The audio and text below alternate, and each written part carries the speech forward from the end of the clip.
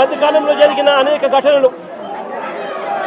రాకేష్ అనే పిల్లాడు, ఇది రాకేష్ అనే పిల్లాడికి సంబంధించిన కాలుకు సంబంధించిన ఎక్స్రే. అంటే నా పక్కనున్న పాప వాళ్ళ అన్న, నా పక్కనున్న పాప ఇంజనీర్, వాళ్ళ అన్న రాకేష్ పాలిటెక్నిక్ మెకానికల్. ఆ పిల్లాడికి సంబంధించిన కాలుకు సంబంధించిన ఎక్స్రే.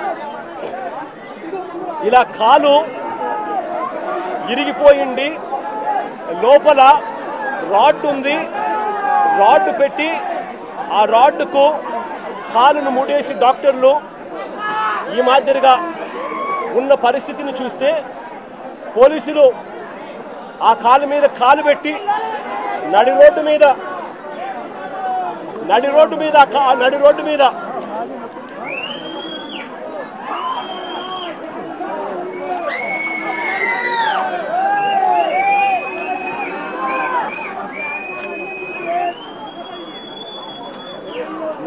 మీద ఆ పోలీస్ కాలు తొక్కుతూ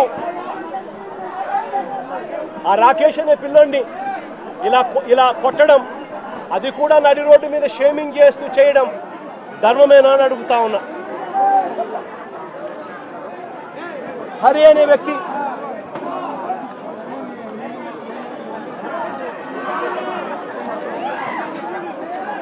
హరికృష్ణ అనే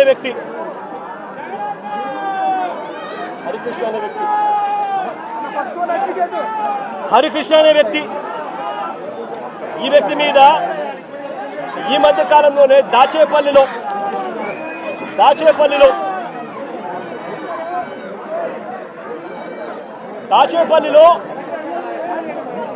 హరికృష్ణ అనే వ్యక్తిని తప్పుడు కేసు పెట్టి ఈ మధ్య కాలంలోనే దారుణంగా సిఐ క్వార్టర్స్ లో పడేస్తే, ఇంత దారుణంగా కొట్టి పడేస్తే వారి తల్లిదండ్రులు గ్రామస్తులు వచ్చి ఆందోళన చేసి ఈ పిల్లాడిని రక్షించుకున్నారు. ఈ కేసులో కూడా ఎలాంటి గాయాలు జరగలేదని, ఎలాంటి గాయాలు ఆ పిల్లాడికి రాలేదని డాక్టర్లు దొంగ సర్టిఫికెట్ కూడా ఇప్పించుకున్నారు. ఆ పిల్లాడు ఈ రోజు కూడా నడవలేని పరిస్థితిలోనే ఆ పిల్లాడు ఉన్నాడు. రాజమండ్రిలో పులిసాగర్ అనే సోషల్ మీడియా యాక్టివిస్టు, రాజమండ్రిలో పులివీరన్న అనే పులిసాగర్ అనే సోషల్ మీడియా యాక్టివిస్టు. ఈ పిల్లాడు కూడా దళితుడే. ఈ పిల్లాడిని కూడా ఇదే మాదిరిగానే పోలీస్ స్టేషన్లో అగ్ననగ్నంగా ఈ పిల్లాడిని రాత్రంతా పెట్టారు, రాత్రంతా చిత్రహింసలు పెట్టారు. పోలీసులా వీళ్ళు రాక్షసులని అడుగుతా ఉన్నాం. సోషల్ మీడియాలో ఈ పిల్లాడు క్వశ్చన్ చేసిన దానికి ఈ పిల్లాడి పరిస్థితి రాజమండ్రిలో ఇది. ఆడపిల్లలను కూడా చూడకుండా సుధారాణి అనే వైఎస్ఆర్సీపీకి సంబంధించిన యాక్టివిస్టు, కృష్ణవేణి అని వైఎస్ఆర్సీపీకి సంబంధించిన ఇంకొక మహిళా యాక్టివిస్టు, వీళ్ళిద్దరూ కూడా ఆడపిల్లలను కూడా చూడకుండా నెలలు రకరకాల పోలీస్ స్టేషన్లు వీళ్ళని తిప్పారు. రకరకాల పోలీస్ స్టేషన్లలో వీళ్ళ మీద కేసులు నమోదు చేస్తూ వీళ్ళను తిప్పుకుంటూ వచ్చారు. నేను అడుగుతా ఉన్నా, డెమోక్రసీలో మనం ఉన్నామా లేదా అన్నది ప్రజలందరూ కూడా ఆలోచన చేయాలని అడుగుతా ఉన్నా నేను అందరినీ కూడా. రాష్ట్ర వ్యాప్తంగా కూడా ఇలాంటి ఘటనలు జరుగుతూ ఉన్నాయి.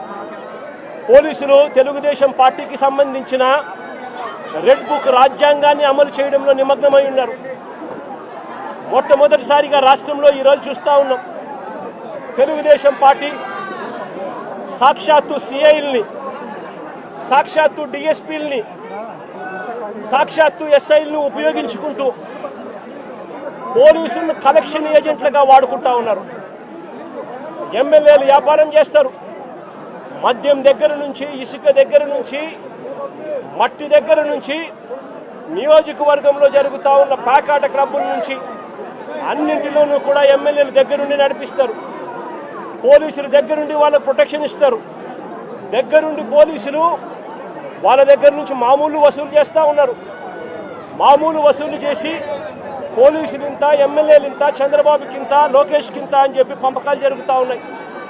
రాష్ట్ర వ్యాప్తంగా ప్రతి నియోజకవర్గంలో ఇదే జరుగుతూ ఉన్నాయి. ప్రతి గ్రామంలోనూ బెల్ట్ షాపులు కనిపిస్తూ ఉన్నాయి. ప్రతి మందు షాప్ పక్కన పర్మిట్ రూములు లేకుండా ఇల్లీగల్ పర్మిట్ రూములు కనిపిస్తూ ఉన్నాయి. ప్రతి పర్మిట్ రూమ్కు డబ్బులు తీసుకుంటా ఉన్నారు. ప్రతి బెల్ట్ షాప్కు పోలీసులు డబ్బులు తీసుకుంటా ఉన్నారు. ఎమ్మెల్యేలకు డబ్బులు ఇస్తున్నారు. చంద్రబాబు నాయుడు గారికి ఇంత, లోకేష్కి ఇంత కలెక్షన్లు జరుగుతూ ఉన్నాయి. ఇసుక, ప్యాకాట, మట్టి, సిలికా, క్వాడ్స్, లాటరైటు ఏది వదలకోకుండా నియోజకవర్గంలో ప్రతిదీ కూడా వసూళ్లు కార్యక్రమం జరుగుతూ ఉన్నాయి.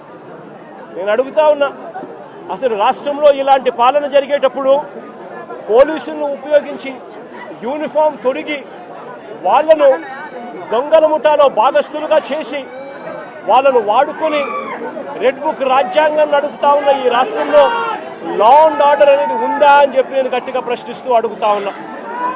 నేను ఒకటే చెప్తా ఉన్నా, ఈరోజు ఈ పిల్లలకు జరిగిన అన్యాయం ఏదైతే ఉందో నేను ఈ పిల్లల్ని వెనకేసుకొని రావడం లేదు.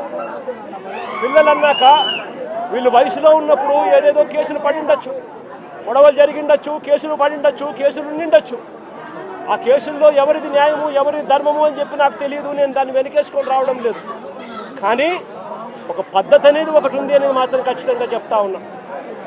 ఆరోపణలు చేసే వ్యక్తులే జడ్జిల కింద మారిపోకూడదు అని మాత్రం గట్టిగా చెప్తా ఉన్నా. ఆరోపణలు చేయడం మీద ఆరోపణలు మీరు చేసినప్పుడు జడ్జిలుగా ఉన్న కోర్టులు ఇరువైపులా వాదనలు విన్న తర్వాత ఎవరిది అన్యాయము ఎవరిది న్యాయము అని చెప్పి వాళ్ళు కోర్టుల్లో తీర్పులు ఇస్తారు. ఆ తీర్పు ఇచ్చేదాకా కేసులున్న ప్రతి ఒక్కరూ ముద్దాయి అయిపోడు అన్నది మాత్రం ఖచ్చితంగా గట్టిగా చెప్తా ఉన్నా. అలా కేసులు గతంలో ఉన్నాయి అని చెప్పి ఒక కారణం చూపించి నడి రోడ్డు మీద తీసుకొని వచ్చి నడి రోడ్డు మీద వాళ్ళ కుటుంబాన్ని, వాళ్ళ పరువు ప్రతిష్టలను, వాళ్ళందరినీ కూడా పరువు ప్రతిష్టలను మట్టి కలుపుతూ నడి రోడ్డు మీద వాళ్ళని కొట్టే అధికారం పోలీసులకు ఎవరిచ్చారు అని మాత్రం గట్టిగా ప్రశ్నిస్తూ అడుగుతా ఉన్నా. ఇప్పుడు ఈ పాప పెళ్లి కావాల్సిన పాప, ఈ పాప ఇంజనీర్, ఇదే కుటుంబంలో ఉంది. వీళ్ళ కుటుంబానికి సంబంధించిన పరువు ఎవరు తీసుకొని ఇస్తారు అని చెప్పి నేను అడుగుతా ఉన్నా. ఈ రకంగా వీళ్ళ కుటుంబాలతో ఆడుకోవడం ధర్మమేనా అని మాత్రం ఖచ్చితంగా అడుగుతా ఉన్నా. రాకేష్ చెల్లెలు engineer, Victor junior advocate, Victor చెల్లెలు కూడా ఇంజనీర్. విక్టర్ వాళ్ళ నాన్న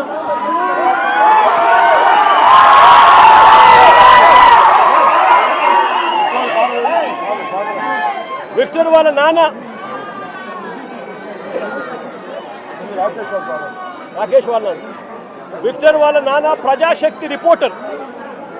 విక్టర్ వాళ్ళ నాన్న ప్రజాశక్తి అనే పేపర్కు మాజీ రిపోర్టర్. అంటే ఒక మాజీ రిపోర్టర్ కొడుకు పరిస్థితి ఇది. ఒక మాజీ రిపోర్టర్ కొడుకు పరిస్థితి ఇది. రాకేష్ అనే పిల్లోడు అసలు ఇక్కడ లేడు. హైదరాబాద్లో ఉద్యోగం చేసుకుంటా ఉన్నాడు. జొమాటో అనే కంపెనీలో ఉద్యోగం చేసుకుంటా ఉన్నాడు.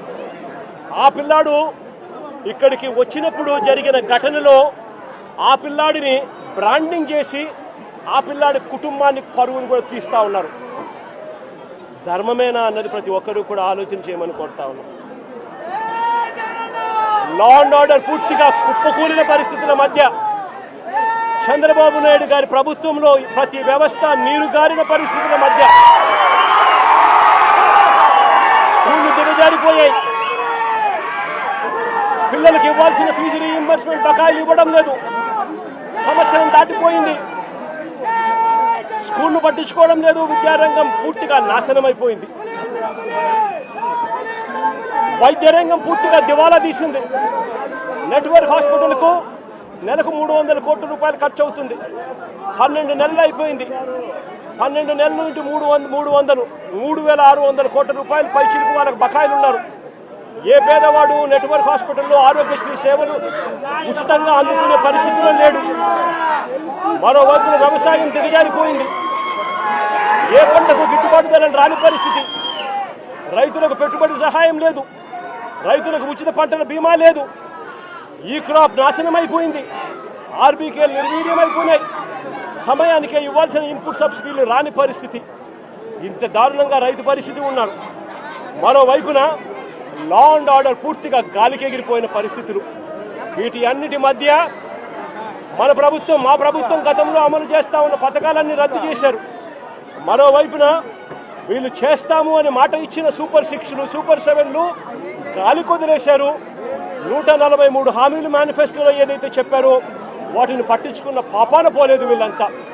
అందుకనే ఇలాంటి పాలనకు వ్యతిరేకంగా రేపు రాష్ట్ర వ్యాప్తంగా కూడా వెన్నుపోటు దినంగా ప్రకటించి రాష్ట్ర వ్యాప్తంగా ప్రతి నియోజకవర్గంలోనూ ఈ ప్రభుత్వానికి వ్యతిరేకంగా రాష్ట్ర ప్రజలందరినీ కూడా గలం విప్పమని చెప్పి పిలుపునిస్తా ఉన్నాను. మరొక్కసారి వీళ్ళందరికీ కూడా ప్రతి ఒక్కరిని కూడా నేను ఒకటి విజ్ఞప్తి చేస్తా ఉన్నా, ఇలాంటి ప్రభుత్వం కొనసాగడం ఏ ఒక్కరికి కూడా మంచిది కాదు.